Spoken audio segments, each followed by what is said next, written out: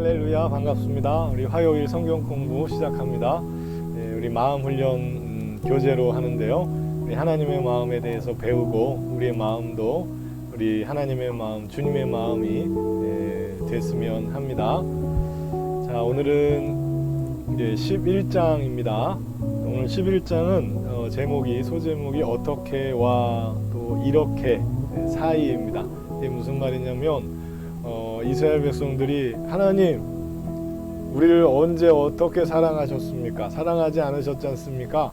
이렇게 얘기했을 때에 하나님의 대답이에요. 하나님께서는 내가 이렇게 너희를 사랑했다 말씀해 주시는 거예요.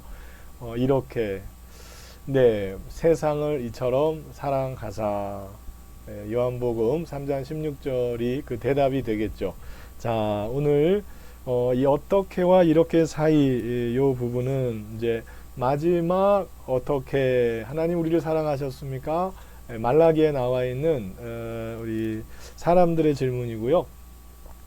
이제 요한복음에서 신약 성경에서 이렇게 너희를 사랑했다 하시는 말씀입니다. 그러니까 이제 말라기와 신약 성경의 그 사이에 대해서 우리가 같이 말씀을 나눌 겁니다. 자, 먼저 말라기 말씀 한번 보죠. 그가 아버지의 마음을 자녀에게로 돌이키게 하고 자녀들의 마음을 그들의 아버지에게로 돌이키게 하리라. 그렇습니다. 그가 누구입니까? 우리 예수 그리스도이시죠. 주님께서 아버지의 마음을 자녀에게 돌이키게 하고 자녀들의 마음을 그들의 아버지에게로 돌이키게 하리라. 주님은 그런 분이십니다. 우리가 우리의 마음을 하나님께로 돌이키는 은혜가 우리 예수님으로 인해서 날마다 넘치시길 바랍니다. 먼저 하나님께서는요, 하나님 어떤 분이십니까? 어떤 마음이세요? 아브라함과 약속하신 게 있죠. 모든 민족을 위한 언약을 하셨어요.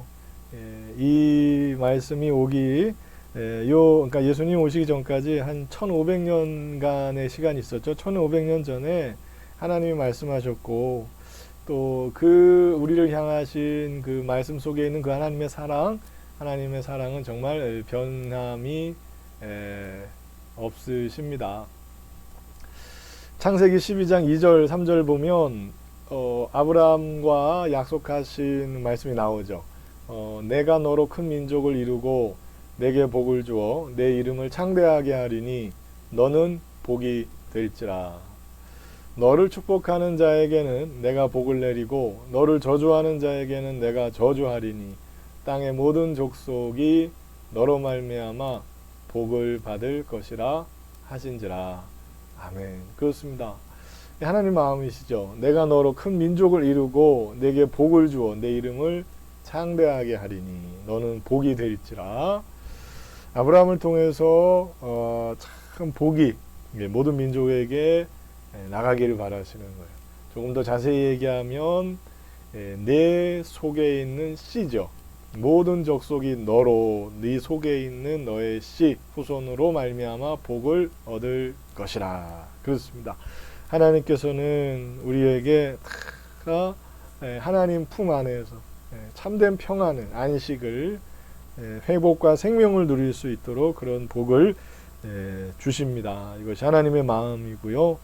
변치 않으시는 거예요. 1500년간 변치 않으셨고 예수 그리스도를 이 땅에 보내심으로 그 사랑을 우리에게 나타내시고 확증해 주셨습니다. 하나님의 사랑은요 끊이지 않았죠. 왜냐하면 참 언약 백성이었죠. 이스라엘과 그 시내산에서 하나님의 백성 제사장 나라가 되기로 굳게 언약을 맺었고 그때 이제 피의 언약을 맺지 않았습니까? 절대 하나님 아멘 하면서 말씀에 순종하여 우리가 제사장 나라의 삶을 살겠습니다. 백성이 되겠습니다. 했지만 그게 어떻게 됐습니까? 어겼죠. 배신했어요.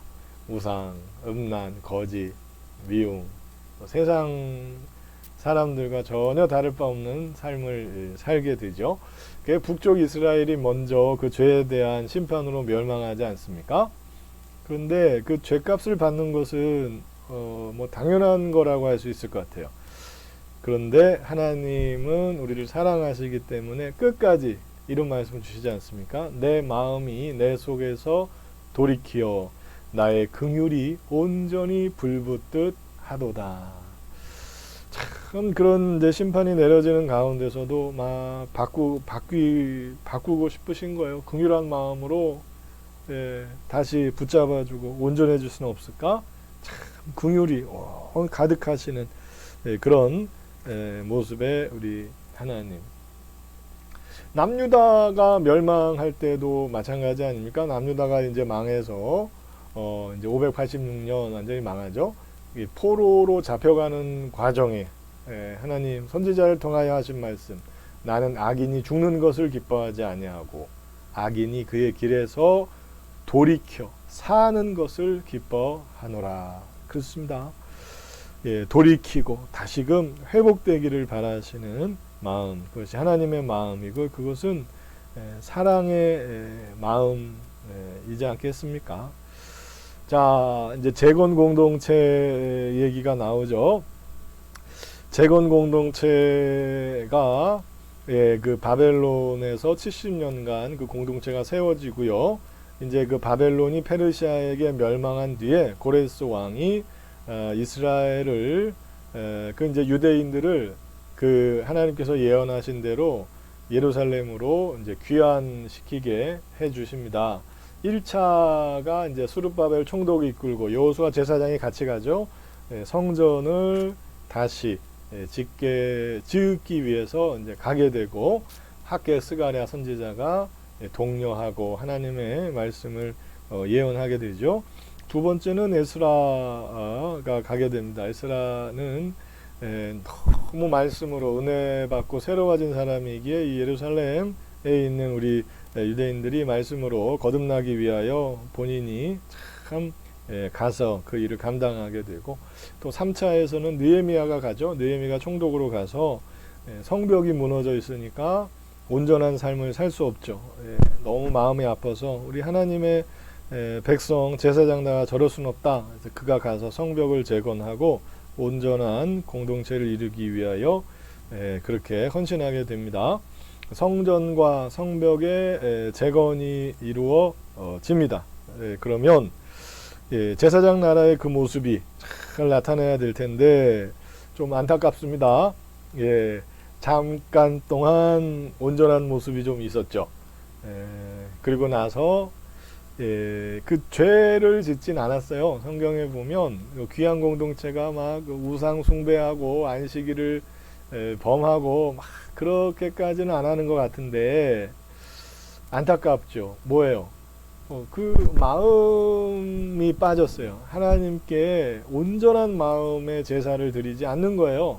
그러니까 이런 걸 우리가 형식주의라고 그러죠. 굉장히 형식적인 신앙 모습, 형식적인 신앙 모습, 아주 가식적이죠. 그런 모습이 보이게 되는 것입니다. 네, 하나님께 드리는 제사에서 진정한 마음으로 영광 돌리고 감사드리는, 그리고 사명으로, 하나님의 은혜 가운데 사명으로 살아가는 이 모습이 빠지고 말았어요. 제사의 모습에서 그런 모습이 나타나요. 뭡니까? 제사물 드리는데 온전한 제사물 드려야 되잖아요. 골라서. 그런데 병들거나 좀 약하거나 쓸데없는 거, 이런 거 골라갖고 드리는 거예요. 그러니까 더 신경을 써야죠. 온전한 제사를 드려야 되지 않습니까? 근데 거기에 관심을 두지 않는 거예요. 하나님께 그 제사를 드린다는 것은 우리의 마음을 하나님께 표현하는 거잖아요. 경배하는 건데 뭐 그냥 형식적으로 그런 병들고 약한 양들 골라서 그렇게 드리게 되니까 이게 어떻게 온전한 제사라고 할 수 있겠습니까? 그게 말라기를 통해서 하나님께서 이제 질타하시죠. 그랬더니 이 재건 공동체 하나님의 그 질타를 말라기 선지자를 통해서 받게 되니까 그들이 한 말이 그거였어요. 하나님께서 우리를 언제 어떻게 사랑하셨습니까? 하나님이 우리를 언제 사랑하셨습니까? 우리는 사랑받은 기억이 없습니다. 오히려 막 생떼를 부리고 더 하나님께 막 불평하고 원망하고 이런 모습이 말라기에 나와요. 그래서 돌이키지 않고 계속되는 형식주의. 우리도 그런 모습 있죠. 막 하나님 원망할 때 있잖아요. 우리가 오히려 돌이켜야 되는데 못긴 놈이 성낸다고, 아니 오히려 막 하나님이 이렇게 되게 하시지 않았습니까? 막 뭐 내가 잘못한 겁니까? 이런 그런 모습들, 원망 안 되죠. 근데 이제 이 말라기를 끝으로 하나님께서 더 이상 선지자를 안 보내시는 거예요. 몇 년간? 400년간 선지자를 안 보내시고 닫아버리셨어요. 하나님의 말씀을. 그래서 400년간 침묵이 이어지고 선지자가 보내지지 않고 이제 신약과 구약의 이제 중간사가 되죠. 그 기간은 그런 시간이 흐릅니다. 그 시기에 이제 바벨론이 멸망하죠. 페르시아에 멸망해서 페르시아가 제국을 만들고, 그다음에 이제 페르시아는 또 헬라에 의해서 멸망하고요. 헬라 제국이 등장하고, 또 이제 헬라는 이제 로마에 의해서 정복당하고 로마 제국이 그 팔레스틴 지역을 이제 차지하게 되는 것입니다. 바로 요 로마 제국 때 이제 하나님께서 마지막 선지자를 보내시죠. 누굽니까? 세례 요한. 이 세례 요한은 말라기에서 예언되어 있었던 엘리야 선지자입니다. 그 엘리야 선지자가 바로 이제 세례 요한이죠. 그가 등장합니다. 그가 했던 말은 무엇입니까? 회개하라, 천국이 가까이 왔다는 것이었죠. 그 제사장 나라 요 하나님의 백성으로서 살아가야 되는데 그러지 못했어요. 근데 이제 약속된 메시아가 오실 거라는 거예요. 우리를 구원하시고 심판하실 메시아가 오신다. 이제 하나님의 나라가 시작된다. 그러므로 그 나라를 준비하라. 그것은 이제 회개죠. 이런 말씀이 세례 요한을 통해 선포됩니다. 곧 메시아가 오셔서 제사장 나라가 종료되고 하나님의 나라가 시작되는 겁니다. 새로운 언약의 백성이 나타나게 되죠.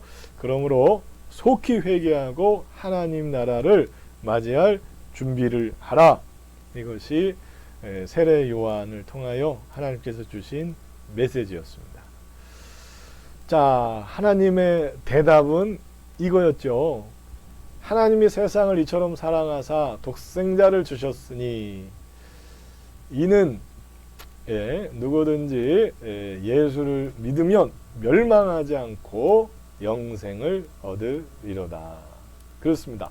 아들을 보내시기까지 사랑하시는, 이렇도록 아들을 보내는 아들을 보내면서까지도 우리를 구하시고자 하시는 그 사랑, 그것이 하나님께서 우리에게 이렇게 사랑한다라는 그 마음을 표현해 주시는 것입니다. 성경은 우리가 사랑받는 자녀임을 잊지 말아라 말씀하시죠. 그렇습니다. 우리는 하나님의 사랑을 받는 자들입니다. 참 중요해요. 왜냐하면 우리가 하나님의 사랑을 받아서 그 사랑이 우리 안에 거하고, 그래서 우리가 하나님을 사랑하고 우리가 이웃을 사랑하게 되기 때문이죠. 우리가 하나님을 사랑하고 이웃을 사랑하게 되면요, 그것은 율법의 요구를 이루는 것이고 예수 그리스도의 새 계명 서로 사랑하라, 그 말씀을 지키는 것입니다. 우리가 악하잖아요. 연약하잖아요. 그게 잘 안 되죠. 그러지만 우리가 사랑할 수 있도록 기도해야 돼요. 하나님의 사랑을 흘려보내는 자가 되게 하시고, 예수님의 말씀, 그 새 계명 서로 사랑하라, 내가 너희를 사랑한 것 같이 너희도 서로 사랑하라 라는 그 말씀을 우리가 이룰 수 있어야 됩니다. 이걸 못하게 막는 세력이 어둠의 권세, 마귀의 세력입니다. 우리를 끝까지 노예로 만들고 종으로 만들고 그 종에 눌린 모습으로, 포로된 모습으로 살아가게 합니다. 우리의 눈을 가리워서 하나님을 바라보지 못하고 저 하나님 나라를 바라보지 못하고 살아가게 합니다. 우리 기도해야 됩니다. 하나님 우리의 눈을 열어주시고 우리의 귀를 열어주시고 예수님의 그 모습으로 살아가게 인도하여 주시옵소서. 성령님의 말씀에 귀를 기울이게 하시고 순종하며 열매 맺는 성령의 열매 맺는 우리가 되게 하여 주시옵소서. 요즘 코로나로 인해서 더 우리 예수님의 사랑이 그립고 또 나눠져야 될 줄 믿습니다. 주님의 사랑밖에 없죠. 승리하시기를 예수님의 이름으로 축원합니다. 다음 시간에 뵙겠습니다. 안녕.